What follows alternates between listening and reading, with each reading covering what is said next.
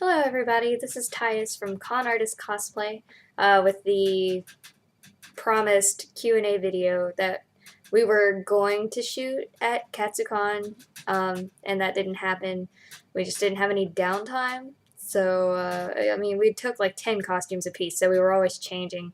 Um, so we decided to each do a separate one and upload them individually to our YouTube channels and link them back into the page. So if you're watching this on YouTube, you can click here-ish for a link to our Facebook page. If you're on Facebook, just click the link to the YouTube page if you want to. Doesn't really matter. So on with the questions.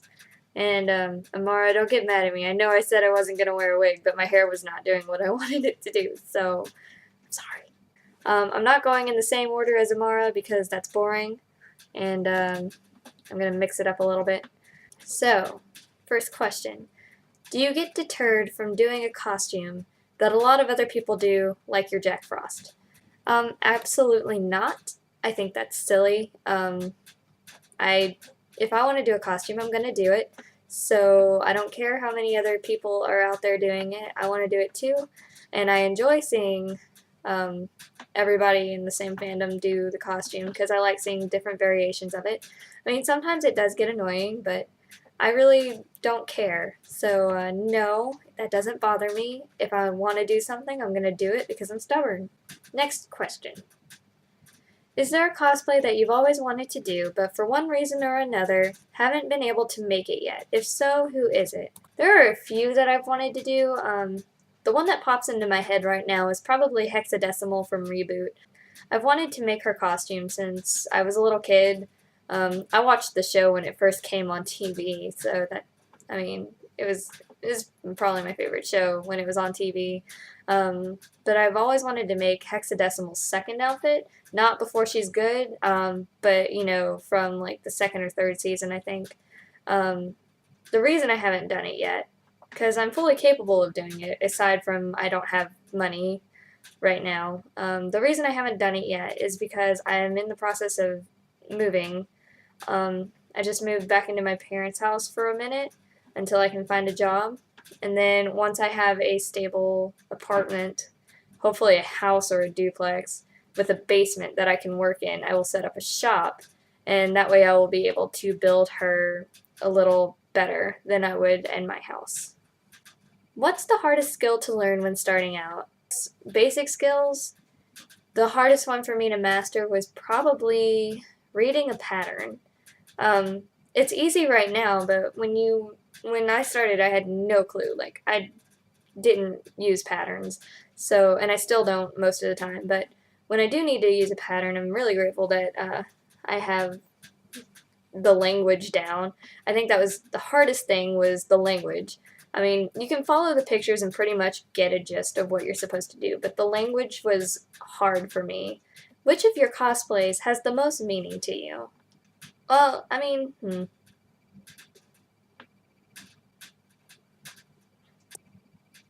meaning to me is probably my Gala Rainbow Dash.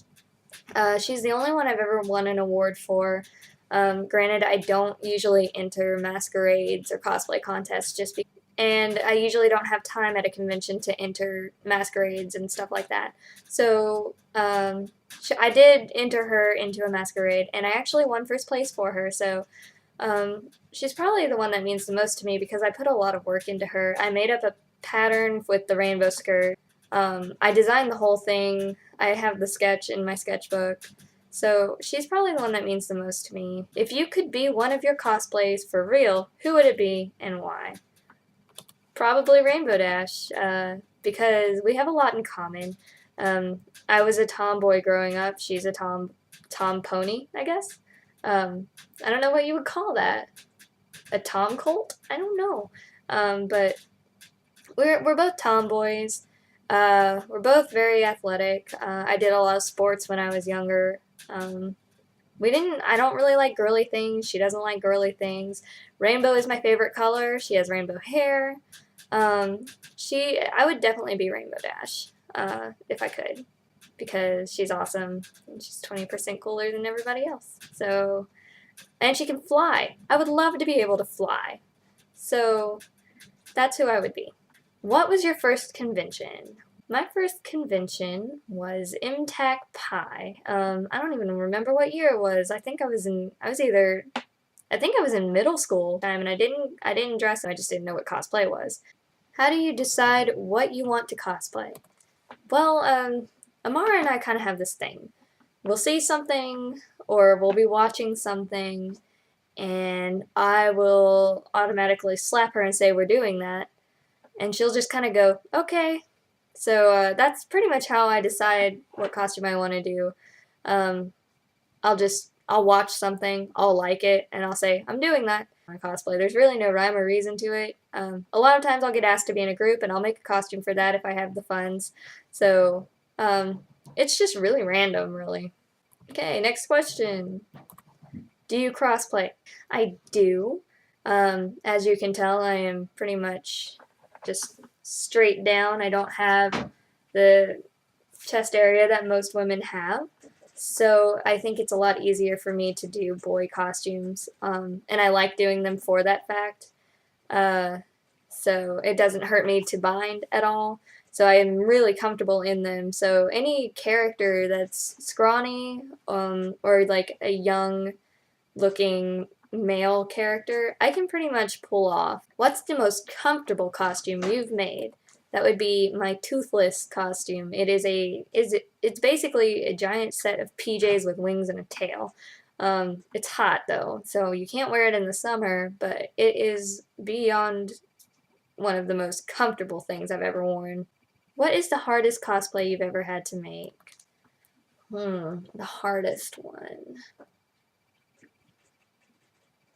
Probably Pixie from X-Men. My Pixie outfit from X-Men that I wore to DragonCon 2012 was the hardest thing I've ever had to make, just because I made the jumpsuit from scratch. I took black spandex and yellow spandex, and I had to sew the black spandex suit together and then cut out the yellow parts, use that as a pattern, sew the yellow parts to the black spandex, put it in the zipper. I had to make a harness for the wings. I had to make the wings from scratch using steel bars and lots of cellophane and strong wire. So that was probably the hardest one I had to make, along with all the foam core armor, which no longer exists because it is not strong. I'm going to come up with a different way to do that if I ever wear her again. She's definitely the hardest one I've ever made. She doesn't look complicated, but she was. She was. How do you deal with creepers? Well, okay, the thing about creepers is they're going to be creepy no matter what you do. No matter how many hints you give that you don't want them to be around you or you don't want to talk to them, they're not going to get it. So the thing to do is, if you're in a group, you need to have like a signal, like a nose scratch or an ear tug or something, and then have a plan. So if somebody signals, somebody is supposed to come get you for an emergency, or someone says, hey, will you go to the bathroom with me? That's a good way to get away from the person. Now, if you're like me and they actually follow you to the bathroom, then you have a problem. Yes, that happened to me. If somebody is deliberately bothering you to a point where you feel uncomfortable, go get security, and they can handle it from there. Don't ever let somebody push you beyond your comfort level. And that's what con security is there for. If you feel legitimately scared that somebody is going to do something to you, or they just won't leave you alone, that's harassment, and con security is there to kind of get them away from you. Do you make your own props? Sometimes. I do and I don't. Like I said in a previous question, I don't have a shop set up right now. I did at one point, but I have moved so much and I'm not in a stable living space, as you can tell with all the junk in here, to actually make props right now. So I do make some props. I made my Jack Frost staff. I've made all of my wings, aside from my Rainbow Dash Gala wings. I did not make those. And that's where it comes in with, if you don't have the time to make something, or if somebody has a design you legitimately like, there's no shame in going and commissioning them, because some people just have the resources and some don't. Next question, do you style your own wigs? I do. Um, I am very proud to say that I do have the skills enough to style my own wigs. I also cut my own wigs when they need it. I won't ever do it to a person's hair. I don't know why. I'm way more comfortable cutting something that does not grow back than something that does. It's weird. I don't know, but I've actually taught myself the basics of hair cutting or wig cutting. I know how to deal with layers and stuff like that. I know how to do a lot of different wig styling, changing parts and stuff like that, spiking. Um, it just depends, but yes, I do style my own wigs. What is most important to you about cosplay? I think all of it's pretty important. The whole process of creating a costume and then getting to show it off is the most important thing to me. So, um, all of it. I like all of it. Were you a good cosplayer when you started cosplaying? No. When did you start cosplaying and how long have you been doing it? I started sometime in high school. I think I've been doing it for about 8-ish years. Do you make all of your costumes or do you buy them? Well, when I first started out, I bought them. I didn't know how to sew and I didn't have a sewing machine when I first started cosplaying. So I bought, let's see, I think I only bought two of my outfits. I bought Edward Elric and a Roy Mustang outfit. And then I had a friend make a Sakura outfit for me. And then everything else I've made. And I hope I am significantly better now than I used to be. But now I don't buy anything. Now I am stubborn and make everything. I don't know why, just because. I don't know, I just like it.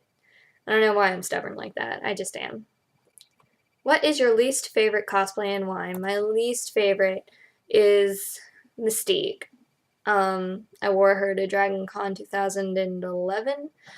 I hate that costume. I absolutely hate it. Um, it was a pain in the butt to make. It took me like 3 days to paint all that on it. And then at Dragon Con, the makeup was awful. I didn't have the right stuff with me. Um, I used makeup remover that made my skin break out, and that year at Dragon Con was just awful. So Mystique is the least favorite of all of my costumes. She's actually for sale if you want the bodysuit. Um, just contact me, and I'm never gonna wear her again just because of the experience I had. I mean, it's a decent costume. Like I thought it was decent. I just the experience makes me not like her. So that is never getting worn again. She is for sale. What do you think of cosplayers who are plus size or cosplay someone with a different skin tone? Okay, this seems to be a very popular subject around cosplayers. But I honestly don't care. Do it. You want to do it, do it. Um, and as for skin tone, I do that. I am probably the palest Zabu out there, but I cosplay a character who is Indian. He is, and it's also a gender bent cosplay, but I cosplay Zabu from the Guild. He obviously has a way darker skin tone than me. That didn't stop me, and so I do that. I don't care if other people do that. I think it's cool. I like seeing different variations, so don't let trolls get you down or tell you you can't do it or like hurt your self-esteem because it's not worth it. Do what you want to do and do what you love. That's all I have to say about that. Last question. How do you deal with the elitist cosplayers? I don't know if you mean that in terms of like the ones that are kind of insulting to newer cosplayers or the ones that are trying to help newer cosplayers. If you're talking about the ones that are trying to help, I value their opinions and I value their advice because they obviously know what they're doing. If they're, making a business out of it or whatever, they obviously have been in it for a while. So value their opinion and advice. Now, if you're talking about the elitist ones who are not that great but think they're amazing and just constantly like to put people down, you can't listen to them because they're, like I said, they're trolls and they're there to make everybody feel bad because there's something missing in their life and they just need this constant I am holier than thou thing over their head. Alright guys, so that's my Q&A. It's a long video, I know. I'm sorry. I'm going to edit this now and try and make it a little shorter, but have a good day, and I will see you at the next con. So, bye. Okay, I'm sorry. Bye.